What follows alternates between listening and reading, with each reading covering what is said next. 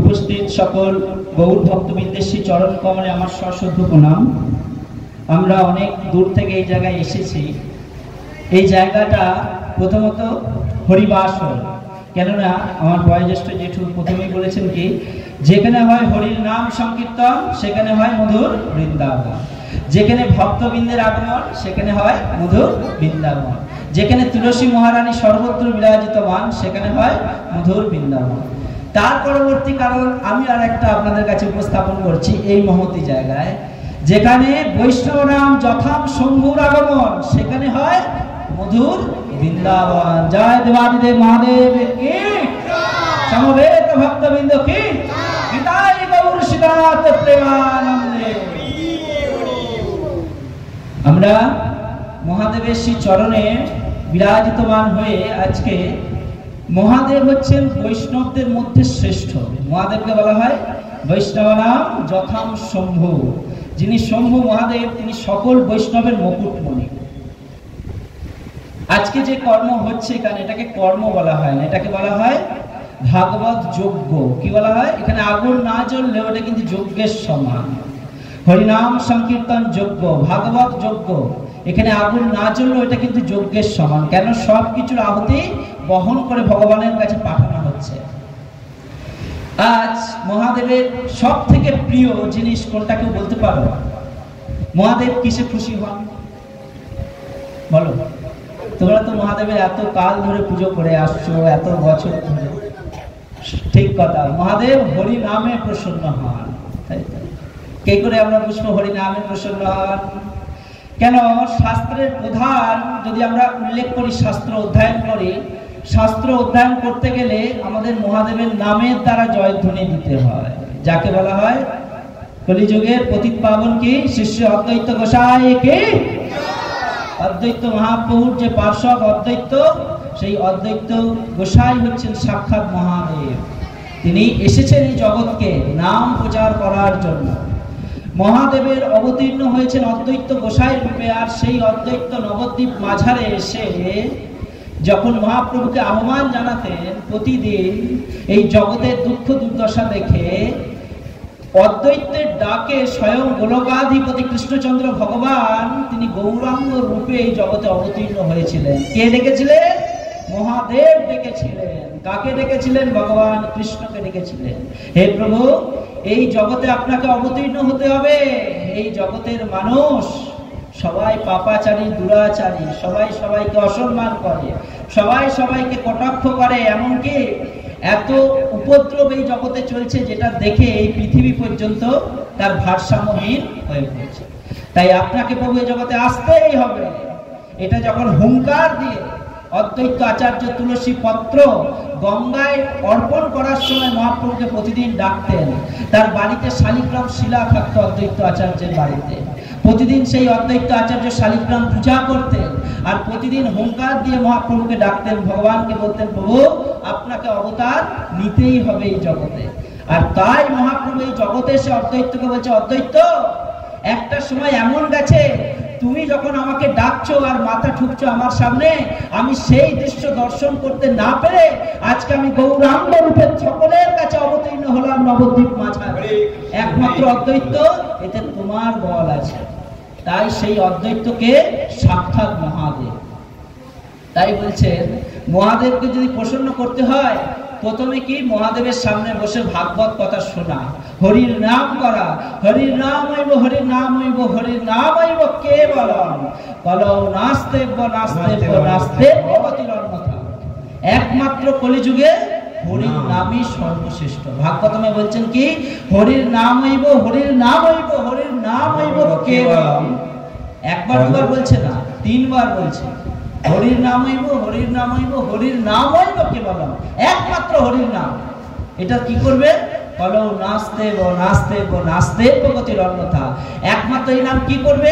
কলিযুগে যত মানুষ আছে, যে যত রকমই পাপ করুক না কেন, সবাইকে সেই পাপ থেকে মুক্তি দান করতে পারে একমাত্র হরির নাম। তাই তো মহাদেব এই জগৎকে শিক্ষা দেওয়ার জন্য তিনি প্রধান বক্তা। যেমন আমি যে জায়গায় বসে আছি, এই জায়গাটার আরেক নাম কি? ব্যাস আসন। কি বলা হয়? ব্যাস আসন। তোমরা ব্যাসদেবের নাম সকলে জানো। ব্যাসদেব কি করেছিলেন?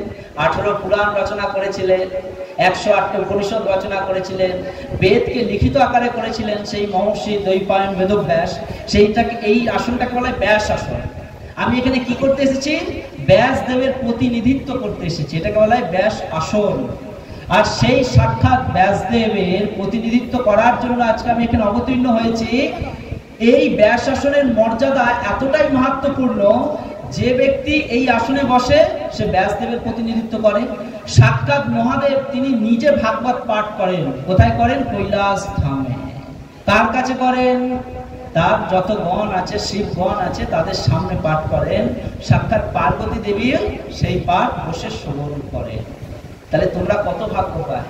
যেই শাস্ত্র সাক্ষাৎ মহাদেব নিজের মুখে পড়েন, যেই শাস্ত্র মহাদেব নিজে তার হৃদয়ে ঠাঁই দেয়, সেই শাস্ত্র কত মহান, সেই শাস্ত্র কত দিব্য, সেই নাম কত মহান।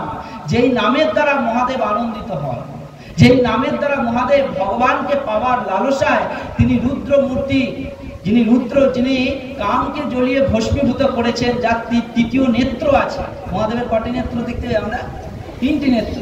যিনি ত্রিনেত্র খুলে কামদেবকে পর্যন্ত ভস্ম করেছেন, সেই মহাদেব ভগবান যখন মোহিনী অবতার ধারণ করেন সমুদ্র মন্থনে, মহাদেব পর্যন্ত বিগলিত হয়ে গিয়েছিলেন। কার প্রতি?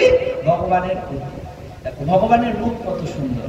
ওই জন্য মহাদেব বলছেন পার্বতী দেবীকে, পার্বতী দেবী একদিন জিজ্ঞাসা করছেন মহাদেবকে যে প্রভু আমাকে একটা কথা বলো, জগতের সকলে তোমাকে পূজা করে, তোমাকে আরাধনা করে, তোমাকে প্রণাম করে, তোমার ভক্তি করে, কিন্তু আমি বুঝতে পারি না আপনি কার ভক্তি করেন। যেমন আমাদের মধ্যে প্রশ্ন থাকে, সবাই তোমাকে ভক্তি করছে আর তুমি কাউকে ভক্তি করছো।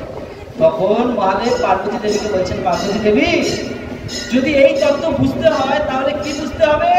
তবে শোনো সকলে। তখন পার্বতী দেবী বলছে নিশ্চয়ই কোনো ভেরি ইম্পর্টেন্ট কথা আছে, খুব গুরুত্বপূর্ণ কথা। তখন মহাদেব কি বলছেন? আরাধনানাম সর্বেশাম বিষ্ণু আরাধনাম করো। এই কথাটা মহাদেব বলছেন পার্বতী দেবীকে। কি বলছেন? আরাধনানাম সর্বেশাম, এই জগতে যত আরাধনা আছে সবকিছু আরাধনার মধ্যে সর্বশ্রেষ্ঠ আরাধনা কি? বিষ্ণু আরাধনাম করো। ভগবান বিষ্ণুর আরাধনায় একমাত্র শ্রেষ্ঠ আরাধনা। তাই আমি ভগবান বিষ্ণুর আরাধনা করি, আমি ভগবান বিষ্ণু যাতে প্রসন্ন হয় সেই কার্য করি। যদি মহাদেবকে তোমরা প্রসন্ন করতে চাও তাহলে কৃষ্ণকে ভালোবাসো। যে হরকে ভালোবাসে সে হরিকে ভালোবাসতে হবে, আর যে হরিকে ভালোবাসে তাকে হরকে ভালোবাসতে হবে। দুজনের মধ্যে যদি কাউকে একজনকে আমরা ভালোবাসি, একজনকে যদি বাদ দিই, সে কিন্তু ঠিক পথে যাচ্ছে না, ভুল পথে যাচ্ছে। আমি ভক্ত হব কিন্তু বৈষ্ণবকে মানব না, তাহলে তো ভক্ত হতে পারবে না। বৈষ্ণবকে মহাদেব হচ্ছেন পরম বৈষ্ণব, আর পার্বতী দেবী বৈষ্ণবী। বৈষ্ণবী না তিনি? তাই বলছেন যে মহাদেব যদি বৈষ্ণব হবে আর আমি যদি ভগবান কৃষ্ণের ভক্তি করব, তাহলে মহাদেবকে বাদ দিয়ে আমি কি করে কৃষ্ণের ভক্তি করব? তাহলে তো বৈষ্ণব অবমাননা হবে। তাই বলছেন কি, যিনি মহাদেবের প্রিয় তিনি কৃষ্ণের প্রিয়, যিনি কৃষ্ণের প্রিয় তিনি মহাদেবের প্রিয়। তাই বলছেন এই জগৎকে মহাদেব প্রচলিত চালাচ্ছেন কি রূপে? কাল রূপে। মহাকাল, তার আরেক নাম কি? মহাকাল। শাস্ত্রে বলা হচ্ছে, বিশেষ করে ব্রহ্ম সংহিতায় ব্রহ্মা বলছেন, দুর্গা দেবী যখন ভগবানের কৃপায়, কৃষ্ণের কৃপায়, কৃষ্ণের শক্তিতে এই জগৎকে পরিচালিত করছেন, ঠিক মহাদেবেও তার শক্তি আসছে সাক্ষাৎ ভগবানের কাছ থেকে। কি রূপে? কাল রূপে। গীতায় কৃষ্ণ বলছেন আমি কালেরও কাল। মহাদেবকে আমি কালের ডিপার্টমেন্ট দিয়েছি, কালের পদে আমি মহাদেবকে বসিয়েছি। কেন না মহাদেব কি করবেন? এই জগৎকে সংহার করবেন, এই জগতে প্রলয় সংগঠিত করবেন, এই কার্য করবেন একমাত্র মহাদেব। আর সেই শক্তি কে দেবে? সেই শক্তি আমি দেব। এটা গীতায় কৃষ্ণ বলছেন, বলম বলবতাঞ্চ, আমি বলবানের বলবান, শক্তিমানের শক্তি, জ্ঞানবানের জ্ঞান, তেজবানের তেজ, বুদ্ধিমানের বুদ্ধি একমাত্র আমি। তখন কৃষ্ণ বলছেন এই জগৎকে পরিচালিত করার জন্য আমি ব্রহ্মাকে রেখেছি, মহেশকে রেখেছি, আর সাক্ষাৎ আমি নিজে আছি। কি রূপে? বিষ্ণু রূপে। কেন ভগবান বিষ্ণু তিনি নিজে এই জগৎকে দেখভাল করছেন? তিনি কোন পথ সামলাচ্ছেন? যেমন আমরা কি বলি, ব্রহ্মা হচ্ছেন এই জগতের সৃষ্টিকর্তা, বিষ্ণু হচ্ছেন কি পালন কর্তা, আর মহেশ অর্থাৎ শিব তিনি ধ্বংসকর্তা, প্রলয়কর্তা। তখন ভগবান বলছেন যে দেখো, জন্ম যে কেউ দিতে পারে, পারে না? যে কেউ দিতে পারে, মৃত্যু যখন ইচ্ছা আসতে পারে, কিন্তু জন্ম থেকে মৃত্যুর মধ্যে যে সময়টা, সেই সময়টাই কিন্তু বিবেচিত হয়। তাই কথায় আমরা কি বলি, জন্ম হোক যত্রতত্র, কর্ম হোক উচ্চ। তাই ভগবান কর্মের ডিপার্টমেন্টটা তার হাতে রেখেছেন, অর্থাৎ জীবকে পালন করছেন ভগবান। তাই বিষ্ণু হচ্ছেন পালন কর্তা, মহেশকে রেখেছেন ধ্বংসকর্তা, আর ব্রহ্মাকে রেখেছেন সৃষ্টিকর্তা। তাই জীবের সৃষ্টির থেকেও গুরুত্বপূর্ণ হচ্ছে তার পালন, জন্ম মৃত্যুর থেকেও গুরুত্বপূর্ণ হচ্ছে তার এই জগতে বেঁচে থাকতে থাকতে সে কি কার্য সম্পাদন করে।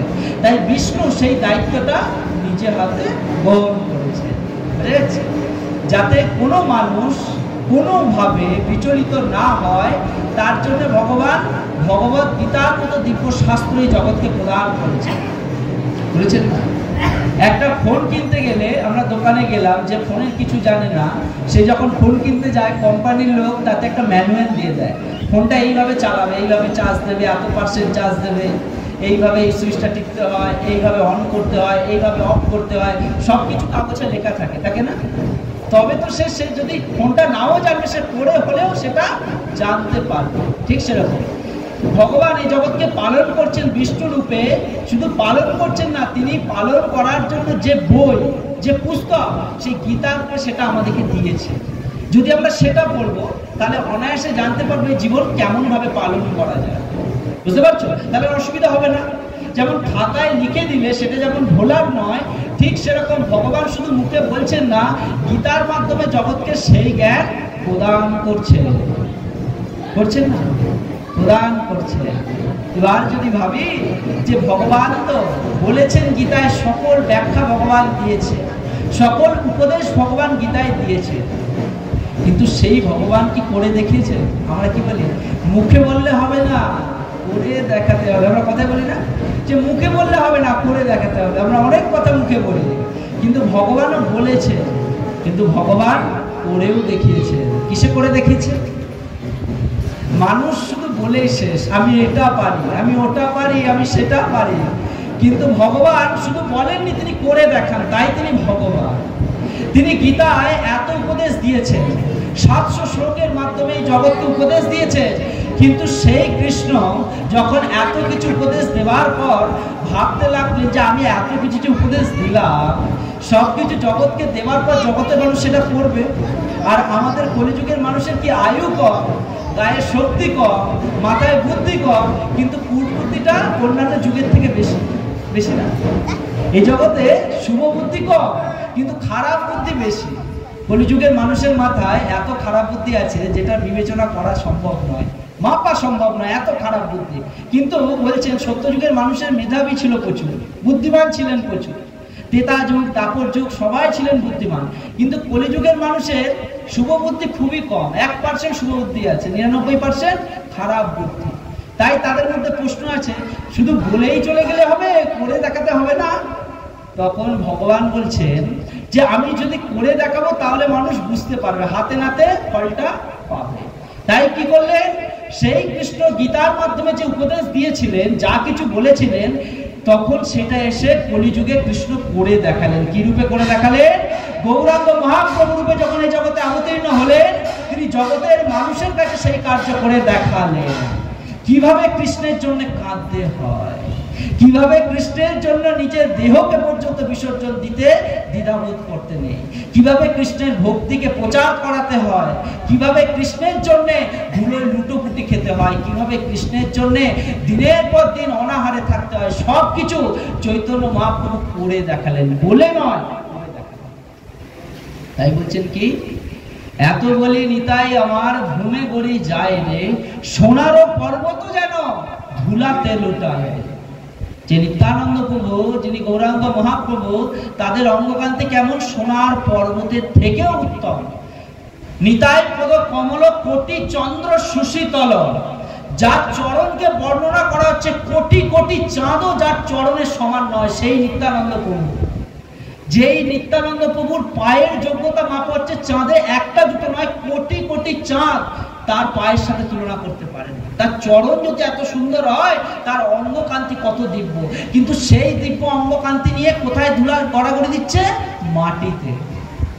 যেই মাটিতে আমরা একটা প্রণাম করতে করি, আরে নতুন কাপড়টা নষ্ট হয়ে যাবে, নতুন জামাটা নষ্ট হয়ে যাবে, কিন্তু নিত্যানন্দ বাবু জগৎকে দেখাচ্ছেন যে কিভাবে ভগবানের জন্য ধুলায় গড়াগড়ি দিতে হবে, কিভাবে ভগবানকে লাভ করার জন্য কাঁদতে কাঁদতে নয়ন জলে গোটা অঙ্গ বস্ত্র ভিজিয়ে দেওয়া, সব কিছু দেখাচ্ছে। তাই বলছেন সেই কৃষ্ণ যখন গৌর রূপে এলেন নদিয়া মাঝারে নবদ্বীপে, তখন তিনি প্রত্যেকটা জীবের দ্বারে দ্বারে গিয়ে যেটা বলেছিলেন গীতায় সেটা করে দেখালেন। তখনই বলছেন কি, সর্বধর্মান পরিত্যজ্য মাম একং শরণং ভজ অহং তং সর্ব পাপে মোক্ষয়িষ্যামি মা শুচো, এটা বলেছিলেন কৃষ্ণ গীতায়, কিন্তু করে দেখালেন শ্রীমান চৈতন্য মহাপ্রভু কলিযুগে। তারপর যুগে কৃষ্ণ বললেন, কলিযুগে সেই কৃষ্ণ গৌর রূপে এসে সেটা করে দেখালেন।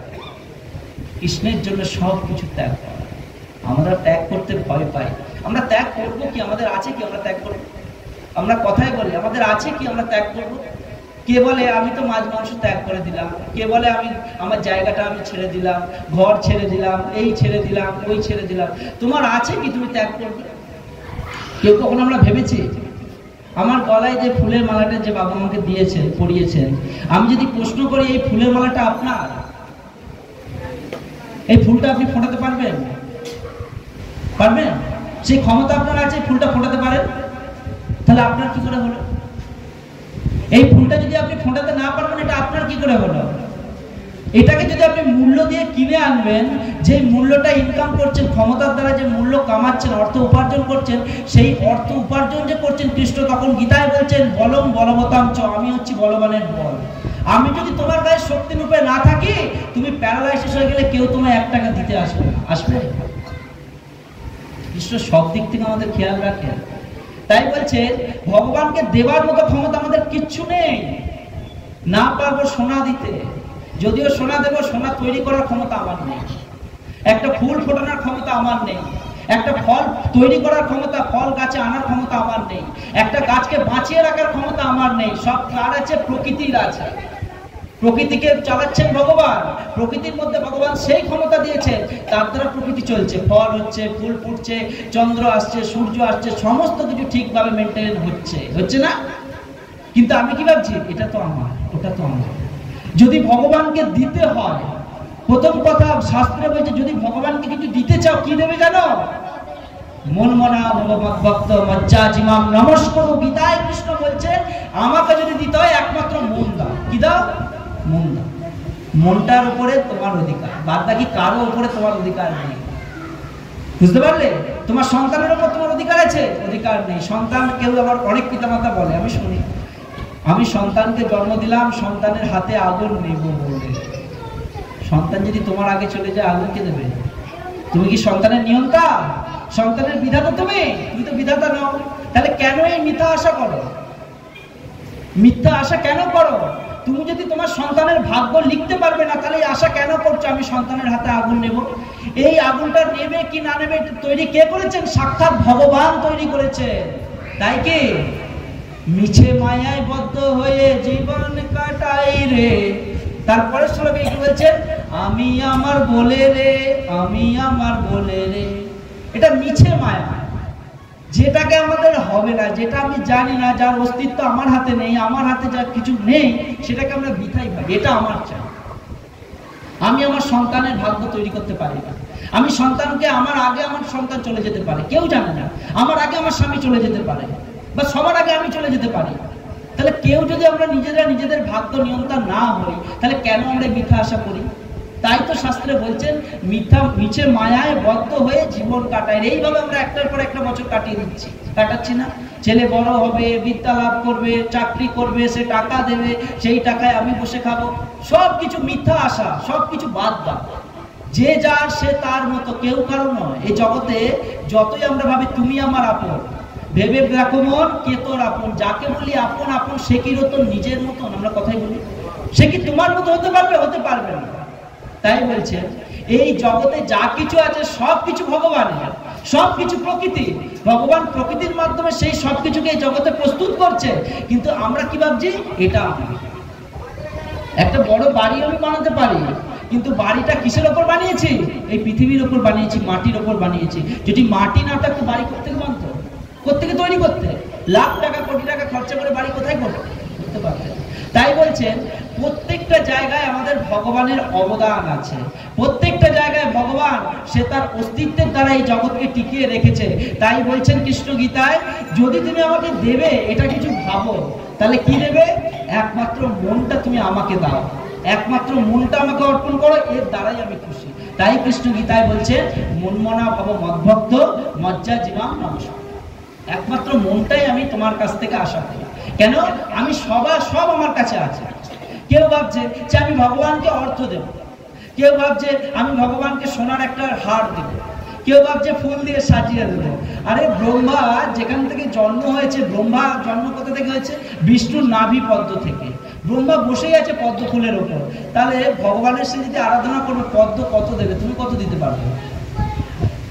যাকে আমরা ভগবানকে ভাবছি যে ভগবানকে আমি একটা সোনার হার দেব, তুমি কি হার দেবে? যেই লক্ষ্মী দেবী ভগবানের দিবারাত্রি চরণ সেবা করছে, যেই লক্ষ্মীকে তুমি পূজা করছো ধন পাবে বলে, সেই লক্ষ্মী দেবী অনাবরত গোবিন্দের সেবায় লিপ্ত। তাহলে চিন্তা করো, তাহলে কতটা আমরা মুখের মধ্যে ভাবি যে আমি ভগবানকে সোনা দিলে ভগবান প্রসন্ন হয়ে যাবে। না, ভগবানকে দিতে যদি হয় তোমার মনটা তুমি ভগবানকে দাও। তাই কৃষ্ণ গীতায় বলছেন, যদি এই জগতে মানুষ সুখে থাকতে চায়, আনন্দে থাকতে চায়, খুশিতে থাকতে চায়, তাহলে মন একে তাকে না দিয়ে আমাকে দাও, কৃষ্ণকে দাও। তাহলে কৃষ্ণ বলছেন সেই মন কখনো আমি সেই মনকে দুঃখিত করবো না, সে সবসময় সুখে থাকবে। এই জগতে আত্মীয় পরিজন যাকেই তুমি ভালোবাসবে, যাকেই তুমি কাছের ভাববে, সেই কিন্তু তোমায় কষ্ট দেবে। এটাই জগতের নিয়ম। কিন্তু ভগবানের নিয়মটা আলাদা। তার নিয়মটা খুব পুঙ্খানু ভাবে লোক স্মরণ করে না? দুর্যোধন আর অর্জুন দুজনেই গেছেন ভগবানের কাছে দ্বারকায়। কেন গেছে না? যুদ্ধ শুরু হয়ে যাবে, যুদ্ধের দিন ঠিক হয়ে গেছে, ভগবানকে কে কার দলে নেবে সেই ভাবনা চিন্তা করে দুজনেই উপস্থিত হয়েছে কোথায়? কৃষ্ণের কাছে। একই সঙ্গে গেছে। গিয়ে ধরো 2 মিনিট আগে একজন ঢুকেছে, 2 মিনিট পরে একজন ঢুকেছে। গিয়ে দেখছে যে ভগবানের কাছে গেছেন, গিয়ে দেখছেন যে দুর্যোধন আগে থেকে ভগবানের কাছে গিয়ে দাঁড়িয়ে আছে। কোথায় দাঁড়িয়ে আছে? ভগবানের মাথার সামনে দাঁড়িয়ে আছে। তারপরে অর্জুন ঘরে ঢুকেছে, ঢুকে দেখছে দুর্যোধন আগে থেকেই দাঁড়িয়ে আছে। অর্জুন কি দেখছে যে আমি তাহলে কোথায় দাঁড়াবো? পায়ের কাছে দাঁড়িয়েছে অর্জুন। দুর্যোধন কোথায় দাঁড়িয়েছে? মাথা। আর ভগবান শুয়ে আছেন, আর অর্জুন দাঁড়িয়েছে পায়ের তলা। বেশ কিছুক্ষণ দাঁড়িয়ে আছে, দুজনের দিকে দেখছে, ভাবছে কে কি চাইবে। আমি যেটা চাইবো সেটা যদি অর্জুন চেয়ে নেয়, আবার অর্জুনের মধ্যে এরকম ভাব নেই, দুর্যোধন ভাবছে আমি যেটা চাইবো সেটা যদি অর্জুন চেয়ে নেয়। ভগবান চোখ খুলেছেন, চোখ খুলে যেই দেখেছেন, মাথার দিকে দেখবে না পায়ের দিকে দেখবে? চোখ খুললে পায়ের দিকে দেখছেন অর্জুন দাঁড়িয়ে আছে। ভগবান অর্জুনকে বলছে, অর্জুন তুমি কখন এলে? অর্জুন বলছে, প্রভু আমি এই কিছুক্ষণ এলাম, আপনার বিশ্রাম শেষ হয়ে গেছে, উঠে বসেছে। পেছন থেকে দুর্যোধন বলছে, প্রভু কৃষ্ণ আমিও এসেছি, তুমি আমাকে দেখতে পেলে না? বলছে, আরে তুমিও এসেছো? যা, তোমরা এসেছো খুব ভালো, খাওয়া দাওয়া করো, বিশ্রাম নাও। তো তোমরা হঠাৎ আগমনের কারণ কি?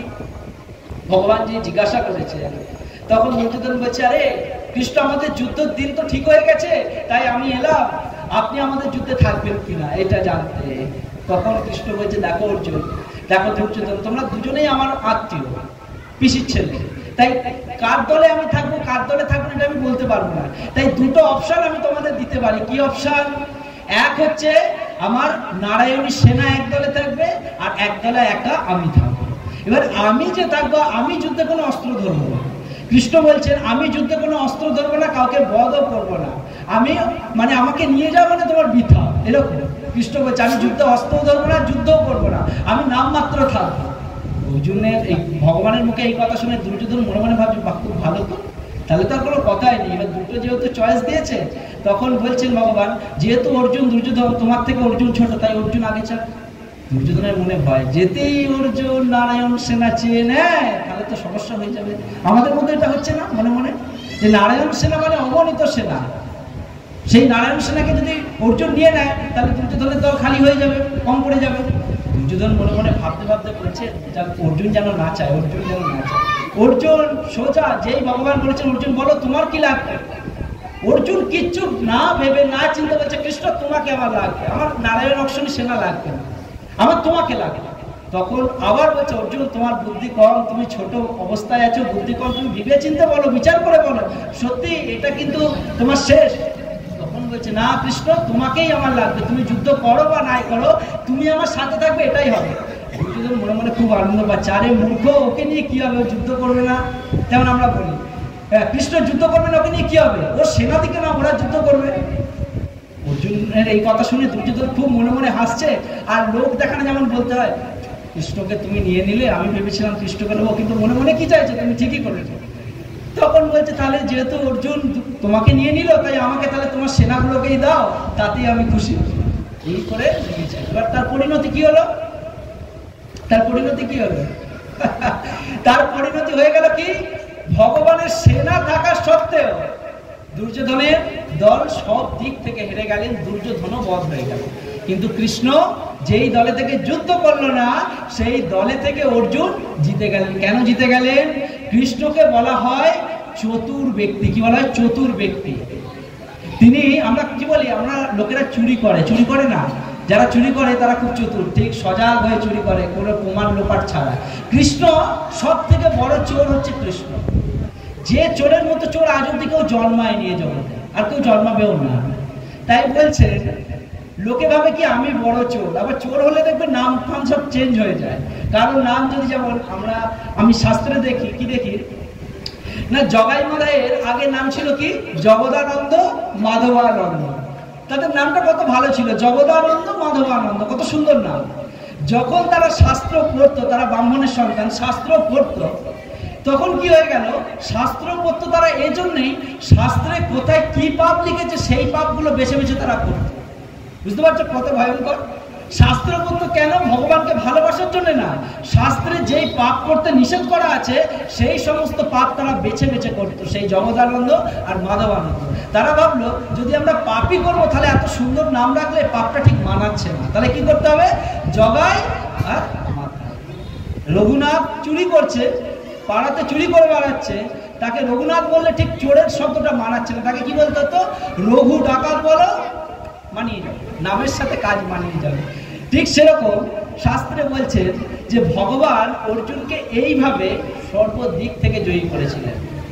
যখন ভগবান এই রকম ভাবে ভক্তকে জয়ী করেন, তার দ্বারা আমাদেরকে বুঝতে হবে যে ভগবান যুদ্ধে অস্ত্র ধরুক বা না ধরুক, ভগবান কারোর সাথে মারপিট করুক বা না করুক, ভগবান যেহেতু আমার সাথে আছে, জয় আমারই হয়। এটা হচ্ছে বাস্তবতা, এটা হচ্ছে নিয়ম। তাই বলছে ভগবান হচ্ছেন অন্তর্যামী, সর্বশক্তিমান, তিনি যার সাথে থাকবেন সেই জয়ী হবেন।